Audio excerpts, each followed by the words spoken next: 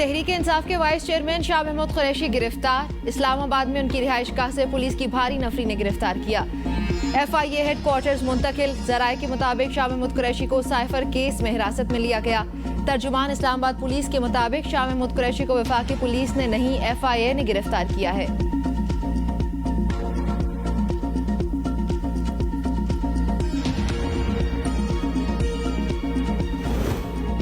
दरियाए सतलुज में सैलाब की सूरत हाल बरकरार। तर्जुमान PDMA के मुताबिक सैलाबी सूरत हाल के अनुसार फिरोजपुर में बहाव पर है। गंडा सिंह के मकाम पर पानी की सतह 23 फीट, बहाव 2,69,000 क्यूसिक है। हेड सुलेमानकी में आइंदा 24 घंटों में इंतहाई ऊंचे दर्जे के सैलाब का खतरा। हेड इस्लाम में 22 अगस्त से इंतहाई ऊंचे दर्जे के सैलाब का खतरा। दरिया सतलुज से मुल्हिका अजला की इंतजामिया हाई अलर्ट। अवाम की नकलो हमल महदूद करने के लिए इकदाम जारी। अजला के डिप्टी कमिश्नर को दरिया के बंद और पुश्ते मजीद मजबूत बनाने की हिदायत।